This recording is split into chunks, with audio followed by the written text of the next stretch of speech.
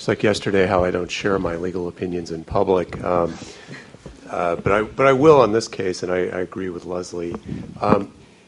I handed you earlier a copy, Phil, of an abstract from a ledge analysis that went along with. I've got it. And I think that's important. You might want to actually just read that into the record because it gives a little context to what the legislature was feeling, the frustration with the Gordian knot, why. I'll read it into the record, and then I'll come back for your legal answer on the question.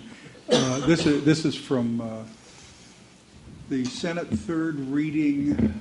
Let's see, the Senate third reading analysis of Senate Bill Extraordinary Session Senate Bill X71 from 2009, and under the category on page whatever it is, 11 on this printed version, which is essentially the Delta Reform Act. Yeah, the Delta Reform Act says under the title Levee and /flood protection, the bill requires a Delta plan to reduce risks to people, property, and state interest in the Delta with emergency preparedness, appropriate land uses, and strategic levee investments.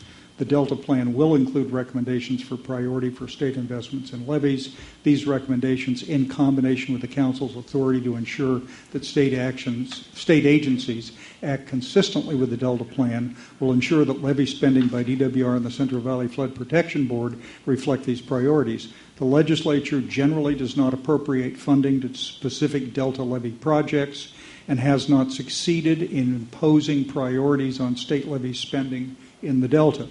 Instead, the state budget leaves the discretion to DWR and the Central Valley Flood Board to determine how to spend state money on both levees in the state plan of flood control and non-project levees.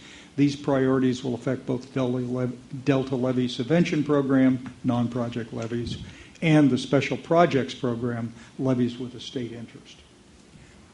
And Chris, you know, this is just another reason. The state spends some money or doesn't spend money, but there is no system for doing it. It's kind of my interpretation is it's ad hoc, episodic.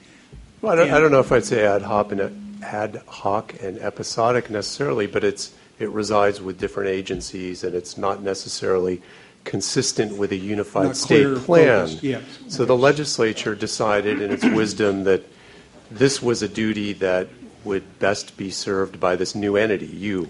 Okay. And together, I think the important piece, together with your consistency review authority, you will ensure that in the future, once you come up with these state priorities, all of the spending should be consistent with the unified state plan. So it does make sense. I think it reflects the legislature's and others' frustration with the past way of doing business. But to your direct point then on whether or not CEQA is required, you'll recall that we went through a 3-year planning process where you unanimously adopted the Delta Plan. After certifying your own EIR, we took the regulatory policies out of the plan, ran them through the state rulemaking process. Those were approved by OAL, and they became effective last September. One of those regulations that's now in effect is the policy that Cindy had referred to, which is the interim policy. So we actually do right now have in state regulation an interim policy. So what you're now embarking on is the grander task, the one that Hank Nordoff had a real interest in and that he was pushing us to move forward on. And that's coming up with the bigger scheme. And the idea is once then you get this work product back, you'll consider its merits and perhaps make recommendations to. So this is this will be an update to the regulatory process. Is this process an amendment of the Delta Plan?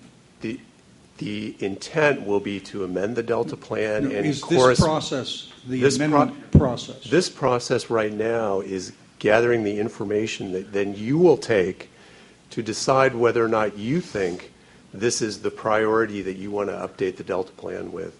In turn, if you decide yes, you would take those updated priorities and update your rules as well. So the interim rule that you now have in effect would be superseded by this grander project. But right now, what we're trying to do is hire a consultant to help us with the effort that the legislature tasked us with.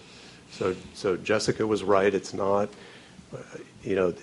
ARCADIS is the consultant that we're trying to help provide the work product that will ultimately... I'm fine with that. Right. I've got no problems with ARCADIS. I like ARCADIS. Well, that's good, because they're... But the approach to this process is... You're worried that it's scattered.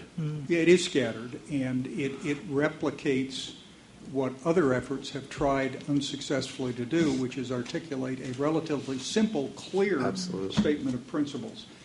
Once you have the statement of principles, you then apply those principles to an on-ground, that's more like a project illustration. And I just, but I'm looking at this, and this is not a 18-month process. This is a 3 to 4 year process. For the way, if we don't get the skeleton outline of the principles early, we'll never get to a set of recommendations. We will always study the implications of what people fear or imagine or hope the principles would be applied at. So, okay. I'd like to offer